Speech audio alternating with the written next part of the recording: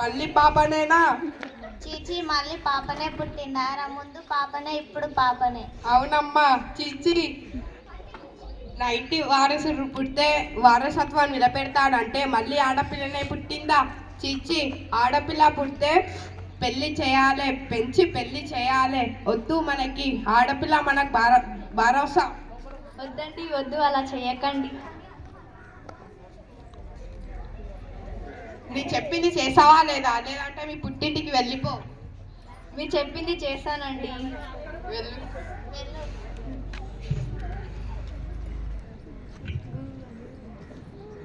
Sorry అమ్మా చిట్టి తల్లి.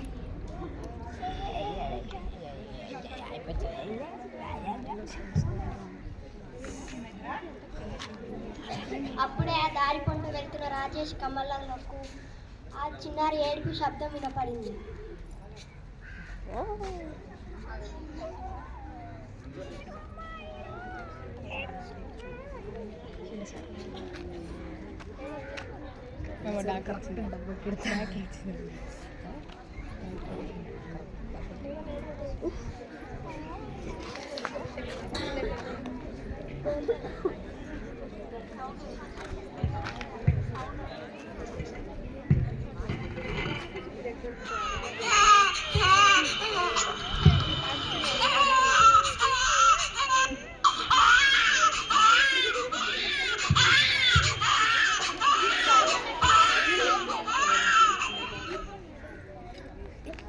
అయ్యో పాప అండి.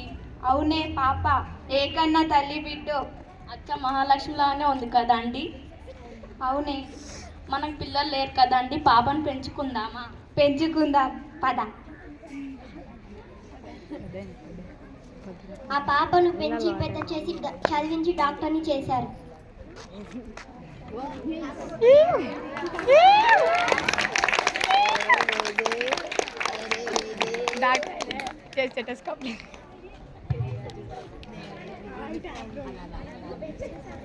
నాకు చాలా తలనొప్పిగా ఉంది, హాస్పిటల్కి వెళ్ళేసి వస్తా. నేను వస్తానండి. మేము హాస్పిటల్కి వెళ్ళేసి వస్తాము. మేము జాగ్రత్తగా వెళ్ళిరా.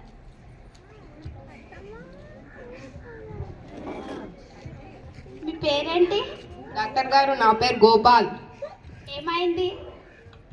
వారం రోజుల సంధి తలనొప్పిగా ఉంది. Sister come here.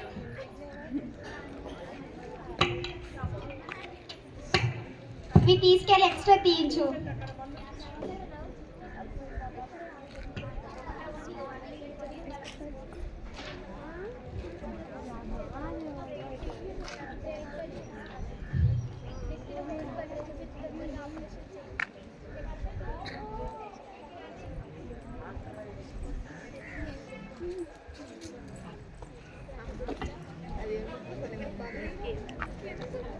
మీ తలలో హోల్ ఉంది, మీరు త్వరగా ఆపరేషన్ చేయించుకోవాలి, లేదంటే మీ ప్రాణాలకే ప్రమాదం.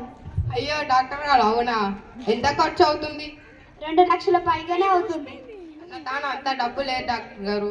డబ్బు సంగతి నేను చూసుకుంటాను, కానీ మీరు ఆపరేషన్కి రెడీ కండి. ధన్యవాదాలు.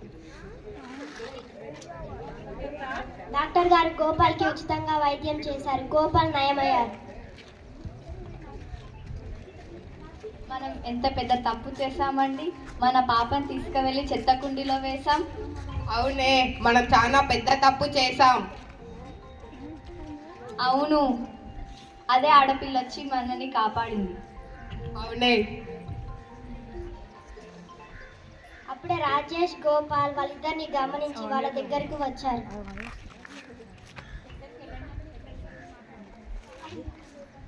మీరు పాపని ఎక్కడ పడేశారు? అక్కడ శివాలయం లేదు, అక్కడ చెత్త కుండీలో పడేశాం. అవునండి, ఆ పాపని తీసుకెళ్ళి నేనే పెంచి చదివించి డాక్టర్ని చేశామండి. అయ్యో నా బిడ్డ డాక్టర్. అయ్యో నా బిడ్డ డాక్టరా. మీరు మాట్లాడుతున్నారు ఏంటి అమ్మా నాన్న? మీరు మా కన్న తండ్రులు మీరు కాదా? వీళ్ళ? అవునమ్మా.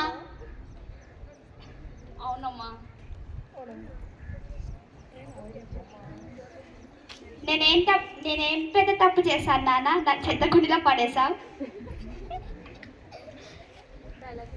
ఆడపిల్లని చిన్న చూపు చూడకూడదు. ఆడపిల్లని చిన్న చూపు చూడకండి. మగవాళ్ళతో సమానం ఆడపిల్లలు కూడా. ఆడపిల్లలని పెంచండి, చెత్తకుండిలో పాడేయకండి. Thank you.